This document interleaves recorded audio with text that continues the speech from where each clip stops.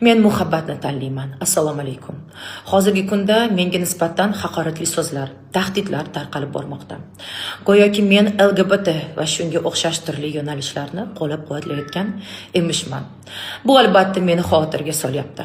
Shu vaqtga qadar men bunday yo'nalishlarni targ'ib qilmaganman va qo'llab-quvvatlamayman. Jasmin meni homilador holimda nimalar demadi. Oilam haqida videolar chiqardi. Men haqimda ham mishmishlar tarqatib, menga qarshi turli provokatsiyalar tashkil qildi.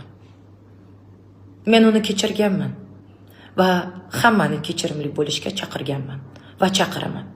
Kechirimli bo'linglar, do'stlarim. Men doim odamgarchilikni saqlab qolish haqida aytaman.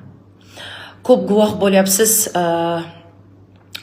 bo'lyapmiz, jamiyatda shunday yo'nalishlarga yoshlarimizni qiziqishini battar orttiryapti. Yarani ustini yopganimiz bilan u tuzalib qolmaydi, do'stlar. Uni kelib chiqishini topish kerak. Davolash kerak. Hammamiz bir yoqadan bosh chiqarishimiz haqida deb o'ylagan edim. Siz hozir menga tahdid qilganingiz bilan, bolamdan qaytishi haqida haqoratlarni yuborganingiz bilan men indamay ham qo'yarman. Lekin biz musulmonmiz. Dinimiz muhabbatni targ'ib qiladi. Kimnidir ortidan g'iybat gunohligini mendan yaxshi bilasiz. Faqat shu haqida yozasiz o'zi. Bilasizlar kimga aytayapman bu narsalarni? Muhabbatingizni avval o'zingizga ko'rsating aka. O'zingiz bilan kelishing. Siz nimani tanlayapsiz? Nimani targ'ib qilyapsiz? Dinimizni hurmat qilgan holda mavzuga chek qo'ymoqchiman.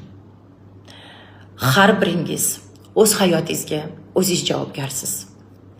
Savol-javob vaqtida ham har bir yozgan va gapirganimiz bo'yicha so'ralamiz. Men nima haqida gapirganimni yaxshi bilaman. Iltimos, menga turli targ'ibotdagi videolarni yuborib, g'iybatga sherik bo'lmang, do'stlar. Sizlarni Alloh uchun yaxshi ko'raman. Siz uchun ijod davom ettiraman, aziz muxlisim. Iltimos, meni boshqa bunaqa videolar bilan bezovta qilmang.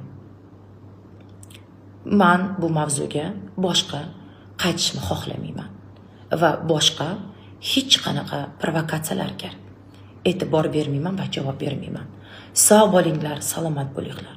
Yana bir marta men muhabbat tarafdoriman. Rahmat.